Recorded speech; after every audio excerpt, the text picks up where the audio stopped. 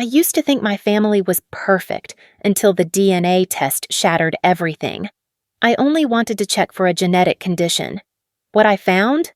I wasn't even related to the people who raised me. When I asked questions, they told me I was tired, imagining things. But lies don't vanish, they multiply. I found old photos that didn't include me, hospital records with missing months, and whispers in the family that didn't add up.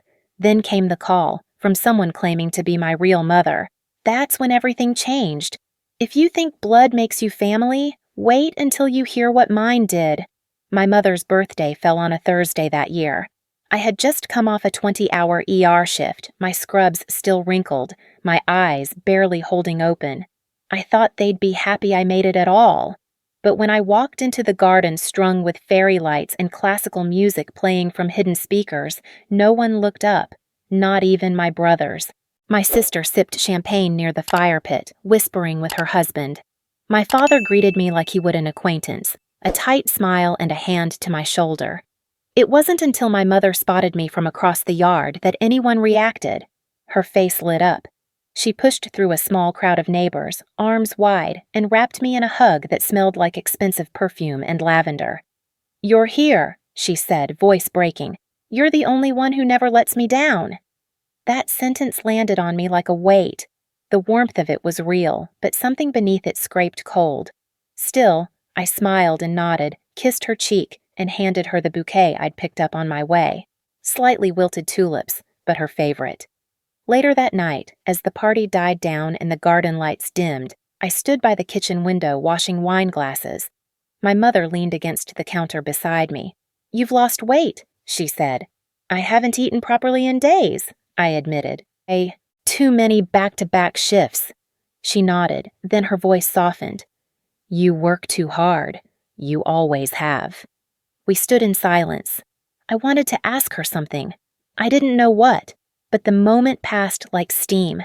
If I had known what would follow, I wouldn't have opened that drawer the next morning. But something about her tone that night, loving, almost too much, had left a thread loose inside me. In my childhood bedroom, barely touched since college, I searched for my birth certificate. It wasn't for sentimental reasons. I needed to submit a health form for a rare hereditary screening at the hospital. A patient had presented with an obscure neurological disorder, and as a precaution, our department began optional testing. It was routine, borderline boring. But I'm meticulous, always have been. The drawer was stiff. It groaned as I yanked it open. Old school awards, expired IDs, faded photos, and one manila envelope marked medical. That's where I found it, my certificate of birth. But something was off. The date of birth was correct. The hospital listed was one I didn't recognize. I flipped it over. Nothing. No notes. No doctor's name. Strange. I moved on. Sent in my DNA swab 2 days later. Didn't think about it again until the email came back. The report showed no match with either parent. No paternal match. No maternal match. 0% shared DNA with the people who raised me. I reread it 3 times. Errors happen, right? Maybe it was a database glitch. Maybe I swapped samples with someone else. Maybe the company made a mistake. I tried to rationalize it, to science my way through the storm building in my chest. I called my mom. She didn't pick up. I waited until evening, then drove to the house. She was in the garden again, trimming roses. When she saw me, her smile froze. "I need to ask you something," I said, holding out the printed result. She didn't take it. She didn't even look at it. Her voice was cold. "Don't dig into things that don't belong to you." "I just want the truth," I said. She stepped closer. Her eyes, always so soft, turned flinty. "The truth doesn't change anything. We are your family." "But am I yours?" She paused. A long silence. Then she turned and walked away. That night, I found her hospital records. I hacked into the system using an old password from when she had volunteered at the clinic. The database showed she had been admitted for a minor car accident the week I was born, but not to the hospital listed on my certificate. It was in another city, far enough to raise eyebrows. The reason for the visit? Concussion. Observation. But she was admitted for 3 days. the same 3 days I was supposedly born. I called my eldest brother Adam. He answered on the second ring. Liv, I need to ask you something, and I need you to be honest. There was a pause. Then his voice, low and cautious. What's going on? I got a DNA test back. It says I'm not related to anyone in the family, not even you. He didn't answer immediately. Then he sighed. You still believe everything Mom and Dad tell you? My stomach flipped. What does that mean? I'm not the one you should be asking. Click. The line went dead. At first, I thought the silence was just distance.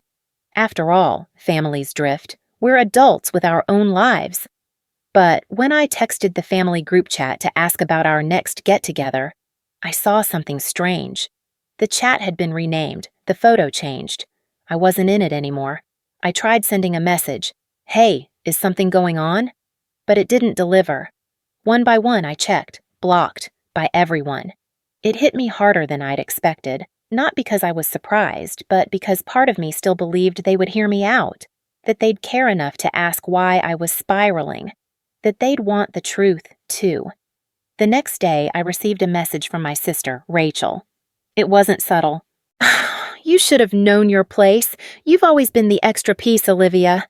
The words weren't what hurt most. It was the certainty behind them. She had waited for this, held it in for years, maybe decades, and now that the facade was cracking, she got to say what she really thought. I stared at my phone for minutes before replying. Then I didn't. What could I say? That I never asked to be born into this? That I gave everything to a family who saw me as disposable? Instead, I opened my laptop and went back to the DNA results. I clicked the link to access the full health report. One entry stood out.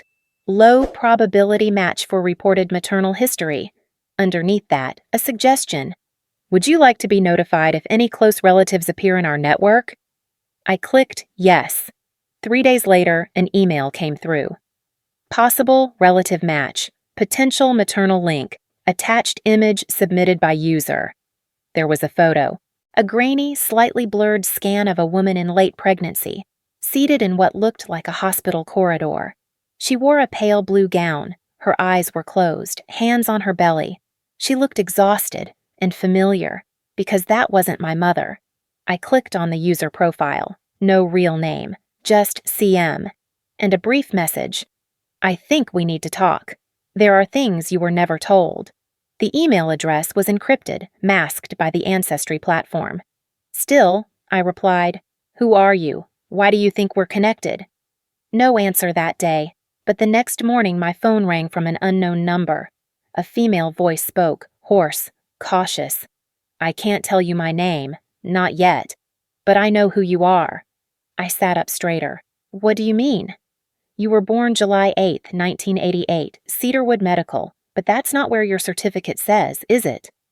My mouth dried. No. I was there too, not as a patient, as a nurse. She paused. I could hear her breathing. Your mother didn't want to give you up. She was forced. She was your aunt's younger sister, still in high school. The room seemed to spin. No, I whispered. She had no choice. There were threats. Your father... Her voice cracked. He wasn't who they told you. The silence on the line grew heavy. Who was he? Your uncle, she said finally. Your mother's older brother. He forced himself on her. When she got pregnant, they made her disappear. I dropped the phone. The story wasn't just about me. It was about the rot under everything I thought was solid. The honor, the image, the dinners with white linen and polite laughter. My entire life had been a performance staged over a crime. I didn't sleep that night. I sat in my apartment with the lights off, phone in my lap. I thought about that woman in the photo, how scared she must have been, how alone.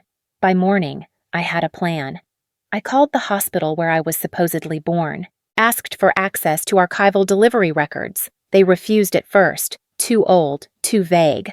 I gave them my credentials as a physician, promised confidentiality. Eventually, they relented, and there it was, baby girl, unnamed. Born July 8th, 1988. Delivered by emergency cesarean. No father listed. Mother under alias. File marked, at family's request, discharge transfer unlisted. That was me. Everything inside me wanted to scream. Instead, I laughed, because what else was left? When I told my mother what I'd found, she didn't blink. She didn't deny it. She offered me $5 million. To go away quietly, she said. To never bring this up again. That was the moment I knew. This wasn't just about shame. It was about legacy, power, control. She was never going to let the world know what they did. Not without a price. She invited me to dinner. That was how it began, the final attempt to bring me back into the fold. A meal, candlelight, polished silverware. My mother knew how to stage a scene. She wore pearls and perfume and the same smile she'd used on neighbors, pastors, charity donors. But tonight, there was something else in her eyes. Calculation. "I just want us to talk," she said.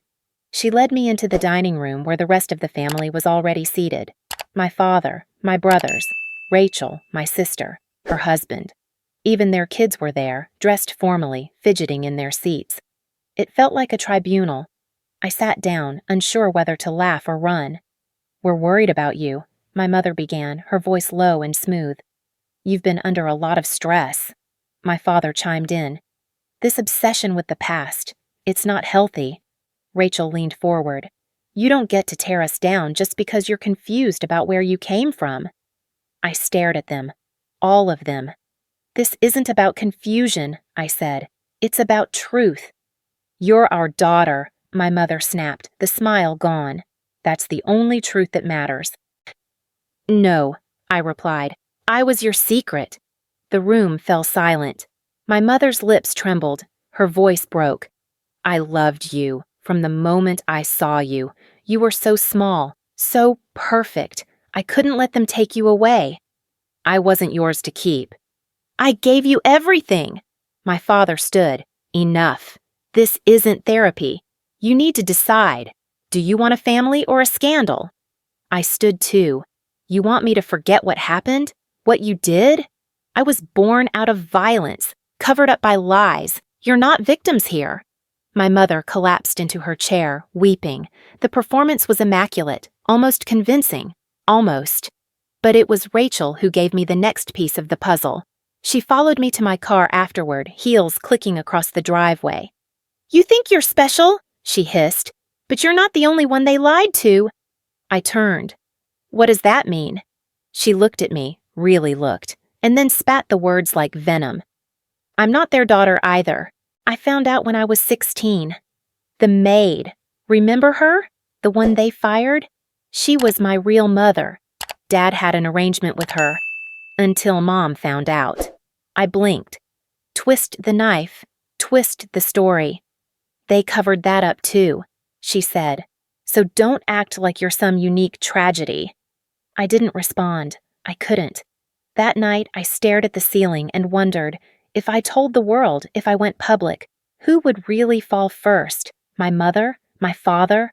Or the entire illusion they'd built? A week later, the hospital terminated my contract. No explanation. Just a vague letter citing concerns about my mental stability and recent personal disruptions. I knew exactly where it had come from. My family had made a few calls, cut a few deals, spread just enough doubt. It wasn't about stopping me. It was about breaking me. I packed up my office in silence. No goodbyes, no questions. Just a slow walk through corridors I once felt proud to work in, now haunted by whispers I couldn't hear.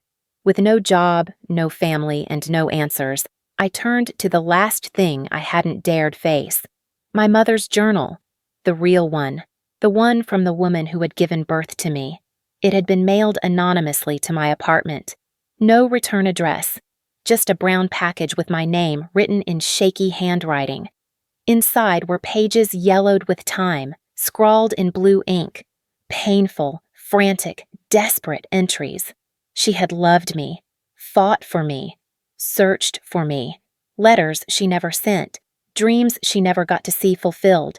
She had been locked in a psychiatric facility after the birth, declared unstable, Institutionalized. I found the hospital, Graybrook. It took a week to get an appointment, 2 more to gain access to her file. When I arrived, the nurse looked at me with a strange expression. "You're Olivia," she said. My breath caught. "You knew her?" "She talked about you. Every day." "She's gone, isn't she?" The nurse hesitated, then nodded. 2 years ago. My knees buckled, but I stayed standing. "I'd like to see her records," I said. They handed me a file. It was thin, too thin, most of it redacted. I returned to my apartment that night numb. The only sound was the crinkle of the old envelope in my bag. I opened it one last time. Something fluttered out. A second letter, the ink still wet-smudged. The date, 3 weeks ago, not 2 years.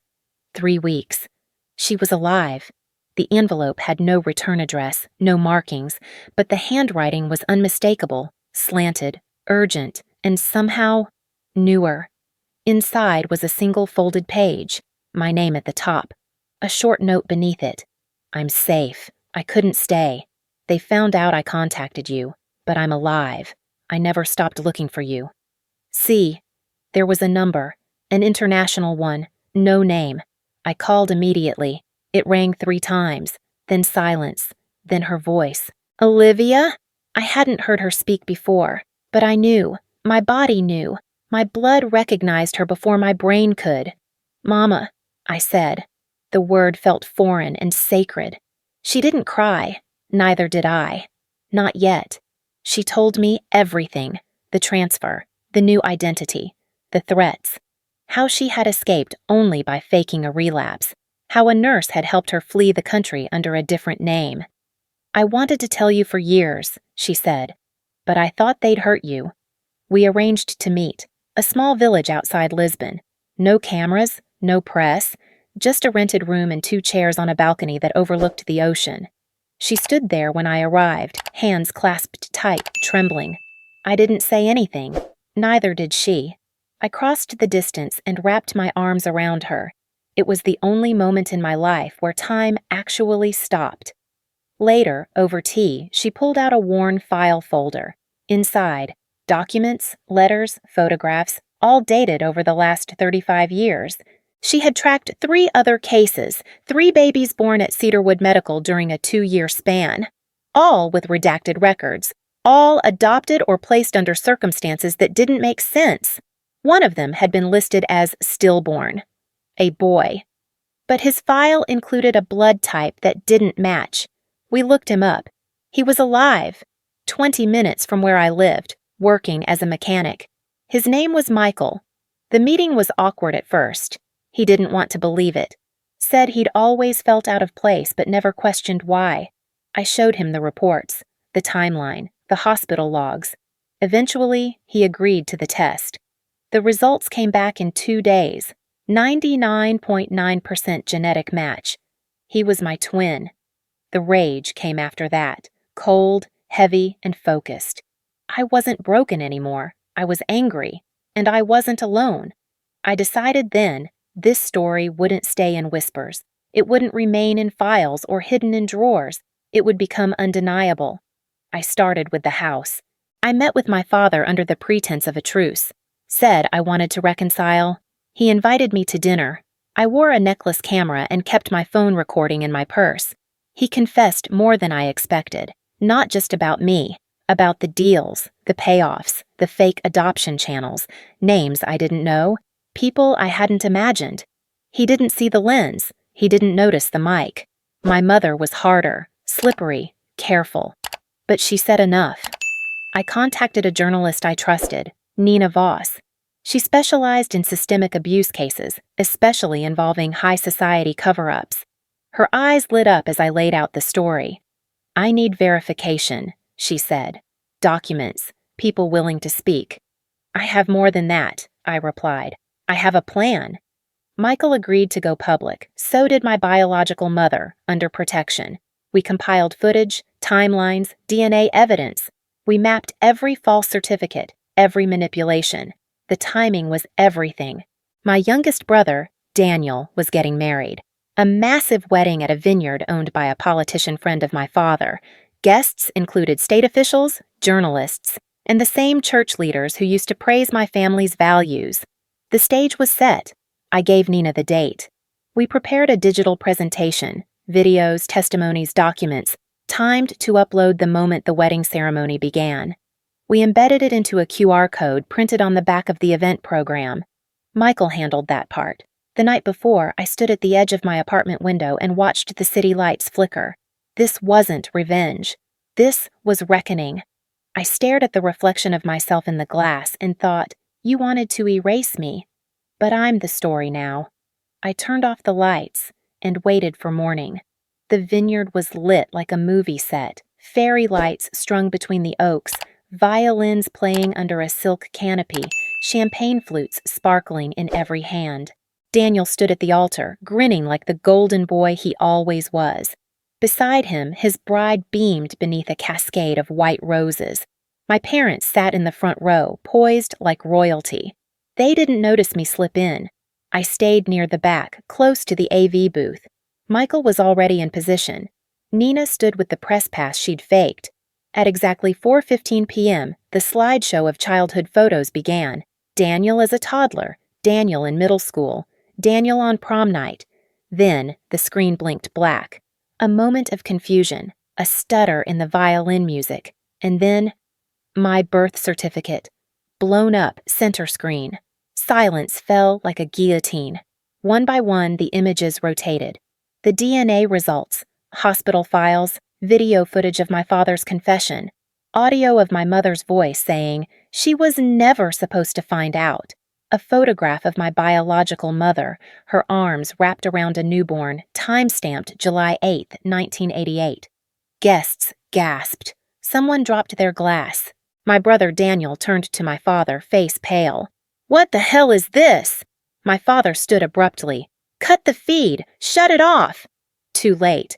The QR code had already been scanned by dozens of guests. Phones buzzed, screens lit up with the full exposé. Olivia Hale is not who you think, but she's telling the truth. Security moved to disconnect the equipment, but Nina blocked them with her press badge. My mother didn't move. She just stared ahead, her fingers tightening around her clutch. Her mouth twitched, but no words came out. Then my grandmother stood. She was in her 80s, sharp as a blade, always impeccably dressed. She walked slowly to the front, past the rows of frozen guests, until she reached the stage. She took the mic from the stunned officiant. "I knew," she said, voice steady. "I knew everything." Gasps. My mother spun around. "What?" "I knew what your father did to your sister," Grandma said. "I knew you took her baby. I told you to stop." "You told me to stay silent," my mother shrieked. "I told you," Grandma said, eyes locked on the crowd, "that women like us survive by not shaking the boat. That was wrong. I was wrong." The air split open. My father bolted. Just turned and ran, pushing past guests, disappearing behind the catering tent. I thought that was the final blow. But then the DJ announced, "We now invite Olivia Hale to the stage." My feet felt nailed to the earth. I didn't plan to speak. I didn't expect a mic. But I walked forward anyway. People turned to face me, some with sympathy, some with disgust, most in disbelief. "I was raised to believe this family stood for something," I began. "Honor, strength, unity. What I've learned is that we stood on silence, on secrets, on the suffering of others." I paused, looked at my siblings. "You called me weak. You made me feel crazy. But I'm not broken. I'm awake." I almost ended there. But then, from the front row, my biological mother stood. She walked to the foot of the stage, eyes glassy. She nodded. That was all I needed. I turned back to the crowd. "You deserve the truth. Not because it's easy to hear, but because ignoring it has hurt too many for too long." I left the stage to thunderous silence. The aftermath came fast. The article went viral. Investigations opened. My father was charged with sexual abuse and fraud. My mother was placed under house arrest for obstruction of justice. Rachel leaked private letters to the press trying to shift blame. Adam posted a video calling me unstable, which backfired when screenshots of our childhood chats surfaced, proving years of manipulation. Sponsors pulled out of my family's foundations. Their church revoked membership. The perfect family was now the face of generational rot. And me? I stood alone, but not lonely. For the first time in my life, the absence of my family felt like space to breathe. People wrote to me, survivors, journalists, strangers. Some asked if I would forgive. I haven't answered. Would you? Would you forgive the people who erased your truth? Or would you let them rot quietly in the silence they created? The book came out 6 months later. I didn't write it to shame anyone. I wrote it to survive, to make sense of the years I lost, the truths I was denied, and the person I had to become just to breathe freely. The DNA that saved me wasn't a memoir. It was a mirror. For anyone who'd ever been told their instincts were wrong, their memories unreliable, their story too inconvenient to be real. It climbed bestseller lists quietly at first. Then it exploded. Talk shows, podcasts. Reviewers called it a blueprint for breaking generational silence. Survivors reached out in waves. I was invited to speak at a trauma conference in Berlin, then another in Toronto, then one in Seoul. I stood behind podiums in rooms filled with people who looked just like I once did, haunted, searching, half convinced they were the problem. Each time, I began the same way. My name is Olivia Hale, and for most of my life, I was someone else's secret. I met others like me, a woman in Brazil who found out at 45 that she was adopted through a black market network, a man in Michigan who learned after a heart transplant that his medical records were falsified, a girl in Vietnam who'd been stolen from her birth parents in the chaos of war and sold to a wealthy family in the States. We cried together. We held space for each other. We pieced ourselves back together in those shared moments of clarity. Then the letters started coming. Hundreds of them. Emails, messages, DMs, each one a thread to a buried truth. But it was one message, short, hesitant, that I couldn't stop reading. I think I'm not really my parents' child either. Can you help me? That was when I knew this wasn't just my story anymore. It was a movement. I started an organization, Chosen Lineage, a network of volunteers, genetic counselors, legal experts, and therapists. We didn't just help people uncover the truth. We helped them hold it without falling apart. Our motto was simple. Truth is not the end. It's the beginning. One case led to another and another. Within a year, we'd helped 27 people reunite with their birth families. Some happy, some complicated, but all honest. At night, I returned to a small cottage by the sea. The waves were constant, like breathing, like time without pressure. My mother lived there with me. She planted herbs outside the kitchen window. She baked bread on Sundays. Sometimes we sat in silence for hours, listening to gulls call across the dunes. We didn't talk about the past unless we needed to. She never apologized the way people expect. Her love came in cups of tea, in folded laundry, in how she'd touch my shoulder when she passed behind me. We were building something new, not as a patch over what was broken, but as a foundation for what could be real. I wasn't wealthy. I wasn't famous in the way some expected. But I was free. Free from the guilt I never earned. Free from the roles I never chose. Free to become something without shame attached to my name. Chosen Lineage grew into more than a nonprofit. It became a community. People gathered in support circles, virtual and in person, to share their truths. We called each other siblings by choice. Some had no blood relation at all, but that was the point. Family wasn't about biology anymore. It was about truth and consent. I still get asked if I regret it, if I wish I'd stayed silent, if it was worth destroying a legacy to find myself. But the truth is, I didn't destroy anything. I uncovered it. And what couldn't survive the light? It was never real to begin with. I still visit the old city sometimes. I drive past the church, the school, the hospital that held the start of my story. I don't go inside. I just sit in my car and let the memories rise. Then I let them go. Because I have new ones now. Of laughter by the sea. of birthday candles for the first time with the right mother, of strangers turned siblings, hands linked, eyes fierce with recognition. I don't need revenge. I don't need applause. I just need air. And I have that. And so, if you're reading this, if you've ever felt like the floor beneath your life wasn't as solid as it should be, trust yourself. Ask the questions. Dig if you must. The truth might hurt, but it will never betray you the way silence can. I don't need to erase my past. I just need to live beyond it. And I am.